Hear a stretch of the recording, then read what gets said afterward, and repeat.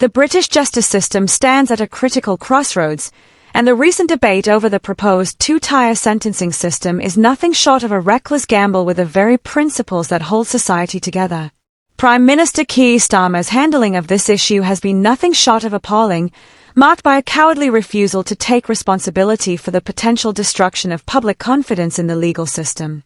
As this debate rages on, one thing is abundantly clear: the leadership is either unwilling or unable to put the nation's best interests first. This policy, if allowed to stand, could fundamentally undermine the integrity of the British judiciary, and Starmer's apparent deflection and evasion only prove that he is no longer fit to lead. What is so incredibly disconcerting about Starmer's behavior is not just his failure to deliver a coherent, principled response, but his seeming indifference to the growing public concern about a two-tier justice system. For those who are still clinging to the notion that Starmer and his government care about upholding equality before the law, the reality is harsh. Starmer has failed to grasp the gravity of this issue, deflecting and resorting to weak counter-arguments in an attempt to hide the dangerous ramifications of the proposed guidelines.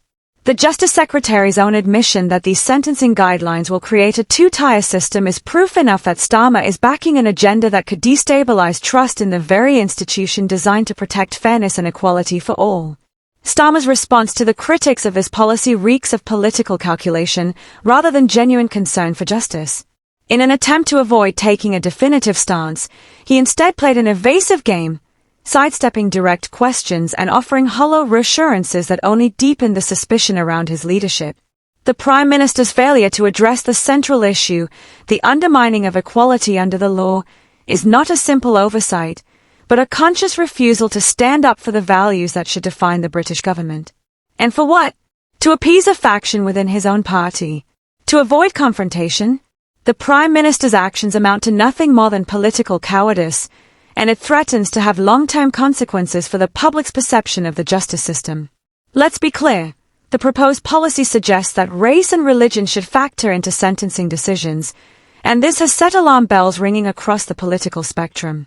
Such an approach is not merely misguided, it is dangerous. The very idea that an individual's ethnicity or faith could influence the severity of their sentence creates a deeply unjust system. A justice system built on the bedrock of equality before the law must treat all individuals impartially, regardless of their race or religion. Anything less than that is a betrayal of the core principles of fairness that this country was founded upon. The criticisms of this policy are not coming from a small, fringe group. They are coming from across the political divide, including within the Conservative Party, which has tabled a bill to block these changes. These are not just abstract concerns. The proposed policy has real consequences. It sets a dangerous precedent where identity, not the seriousness of the crime, will be the determining factor in a person's sentence. This is not a nuanced issue or a minor quibble about the details of a policy. This is about the fundamental right of every individual to be treated equally in the eyes of the law. Starmer's refusal to acknowledge this is a direct assault on the trust that the British public places in their judiciary. And if this policy goes ahead, it will erode that trust beyond repair. The Conservatives, to their credit, have not backed down in the face of this policy's dangerous implications. They have shown courage in standing up to the idea that race or religion should play a role in sentencing. In fact, their proposed bill to block these changes should be supported by every individual who believes that the law should be blind to such characteristics. This is not a matter of political allegiance. It is a matter of moral clarity. Starmer's equivocation and refusal to publicly back the bill is a betrayal of justice.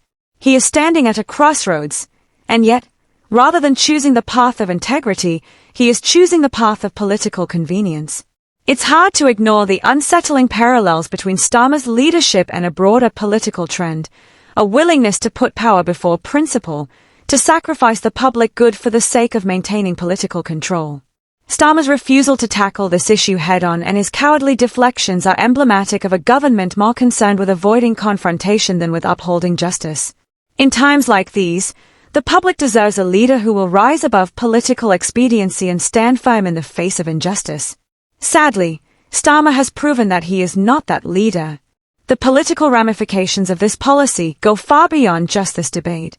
If allowed to stand, it will send a message that fairness and equality under the law are negotiable concepts, subject to the whims of political agendas. It is not just the justice system at risk, hey. It is the very trust between the government and the people.